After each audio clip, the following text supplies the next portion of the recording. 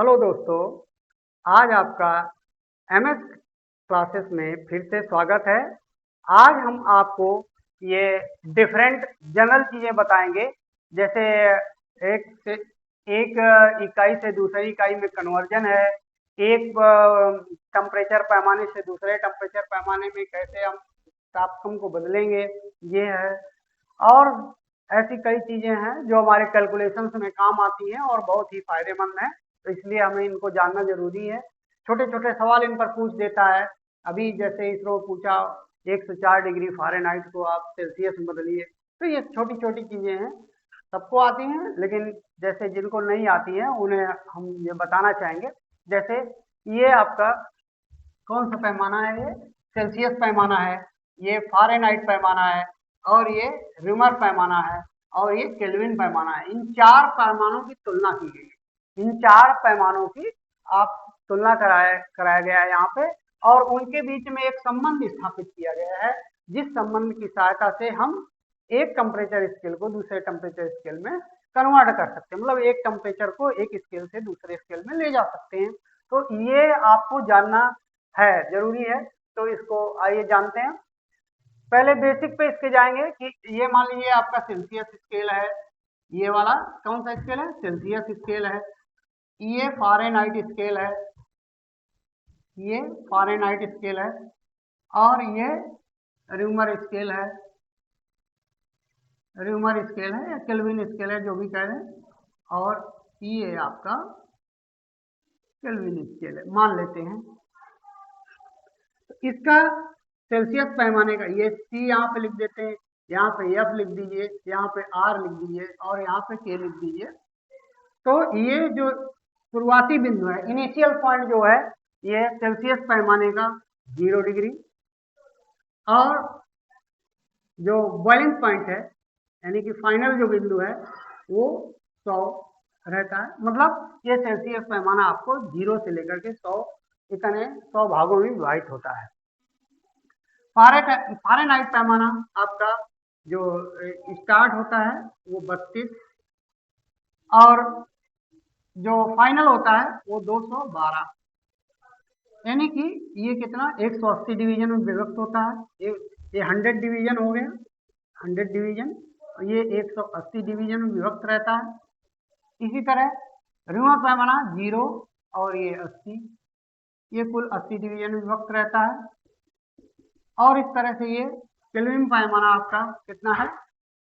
273, और ये 373, 373 इस तरह से विभक्त रहता है। तो इसके कितने डिवीजन हो जाएंगे? 100 डिवीजन। कितने हो जाएंगे? 100। 373 माइनस 273, ये 100 डिवीजन में विभक्त रहता है। फिर एक कोई समान ताप सिलेक्ट करते हैं, जिस पर हम जो है कैलकुलेट करेंगे, जिसके लिए मान लीजिए वो ताप x है। इस ग्रेडियंट पे, इस टेम्परेचर ग्रेडियंट, इस पर हम टेम्परेचर ग्रेडियंट निकालेंगे, तो इसका क्या हो जाएगा? सेल्सियस पैमाने का क्या हो जाएगा? ये हो जाएगा, ये C माइनस 0, C माइनस, मान लो टेम्परेचर ये C है, तो C माइनस 0, ये डिफरेंस अपान ये डिफरेंस, ये इसका टेम्परेचर ग्रेडियंट होगा। तो C minus 0 upon 100 minus 0 equal to, ये हो जाएगा। इसका क्या हो जाएगा? F माइनस इनिशियल, ये मान लो F है, तो F माइनस 32 बटा में 212 माइनस 32, ये बराबर हो जाएगा। र्यूमर में देखिए R माइनस 0 बटे 80 माइनस 0 बराबर, ये कितना हो जाएगा? K माइनस 273, ये मान लो R है और ये K है, तो K माइनस 273 बटा में 373 माइनस 273, C क्या आ जाएगा? C अपान 100 इक्वल टू क्या आ जाएगा? F माइनस 32 अपान ये हो जाएगा आपका 180, ये बराबर कितना हो जाएगा? R बटे 80, ये कितना हो जाएगा? K माइनस 273 बटे में 100। तो इस तरह से ये कॉमन नंबर से हम इसको, इसके डिनोमिनेटर को काट देते हैं। 20 पंचे 100, 20 नवैया 180, 20 चौको 80, और 20 पंजे 100। तो फाइनली हमको C/5 equal to F minus 32/9 equal to R/4 equal to K minus 273/5 ये एक रिलेशन हमको प्राप्त होता है जो ऊपर दिया गया है। अब एक पैमाने से दूसरे पैमाने में हमको टेम्परेचर को मेजरमेंट करना है। जैसे वही बताया सवाल कि 104 डिग्री फ़ारेनहाइट को 104 डिग्री फ़ारेनहाइट को आप सेल्सियस पैमाने में कन्वर्ट करेंगे, कितने डिग्री सेल्सियस ये बताना है। तो बस रख देंगे यहाँ पे वैल्यू, एफ की जगह पर जो फ़ारेनहाइट की वैल्यू है एफ की जगह पर पुटअप करेंगे। तो सेल्सियस पहले ये देखेंगे किस किस स्केल का ये संबंध पूछ रहा है। तो फ़ारेनहाइट और सेल्सियस का पूछ रहा है, तो फ़ारेनहाइट और सेल्सियस का ये लिखेंगे एफ माइनस 32/9। तो C इक्वल टू क्या हो जाएगा, 5 का इधर मल्टीप्लाई हो जाएगा, तो ये हो जाएगा एफ की जगह 104 लिख दीजिए, 104 माइनस 32/9 इंटू 5 ये चीज हो जाएगी। तो इस तरह से हम इसको कैलकुलेट करेंगे, कितना आ जाएगा, 4 में 2 गया 2 बचा, और इधर 10 में 3 गया 7 बचा, बटे में 9 और गुणे 5, तो 9 8 72, 8 बार कट जाएगा, 8 5 40 हो जाएगा, तो ये आ जाएगा 40 डिग्री सेल्सियस। इस तरह से ये बदल जाएगा। मान लीजिए इसी को किसी और उसमें कन्वर्ट कराता तो हम कन्वर्ट करते हैं।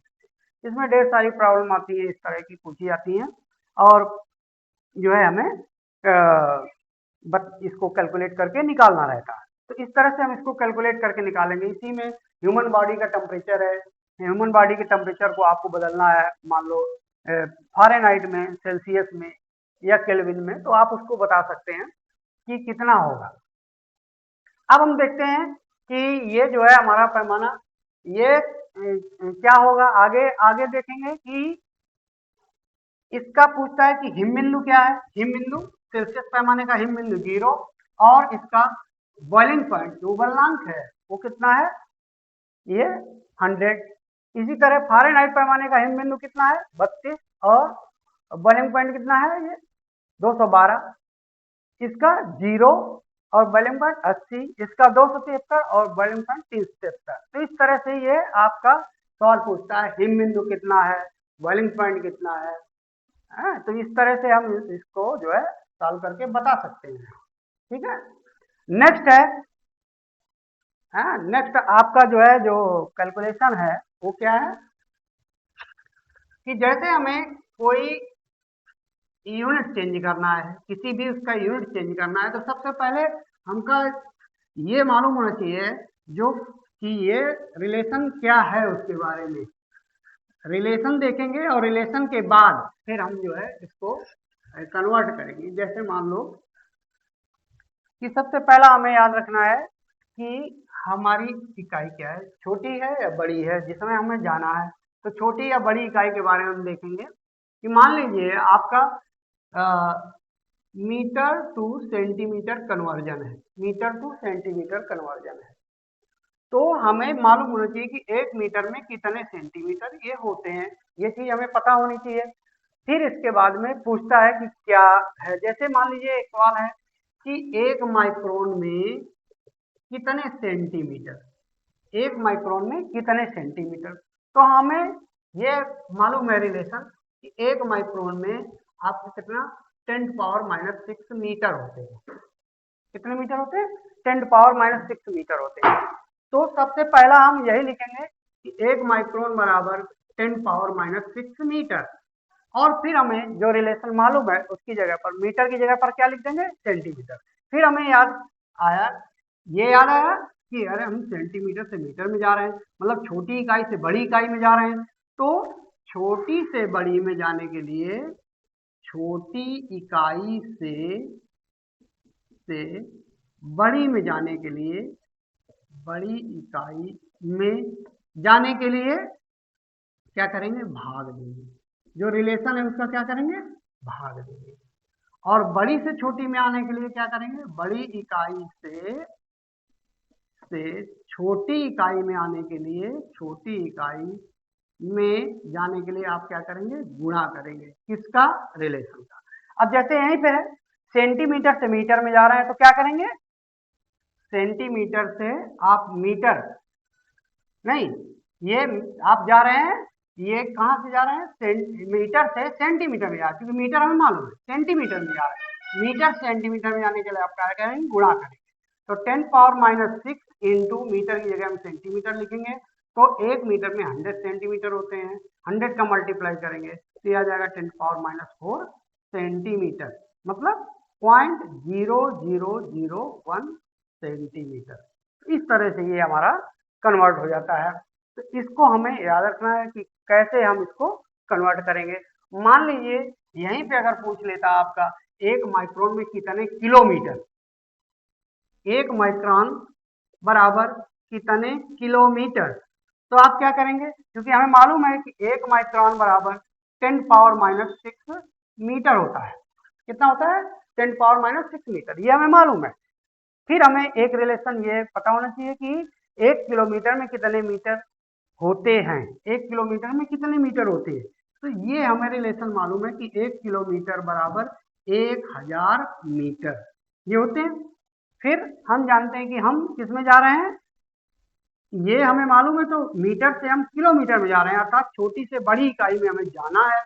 तो छोटी इकाई से बड़ी इकाई में जाने के लिए भाग देते हैं, किसका भाग देंगे, इस रिलेशन का भाग देंगे।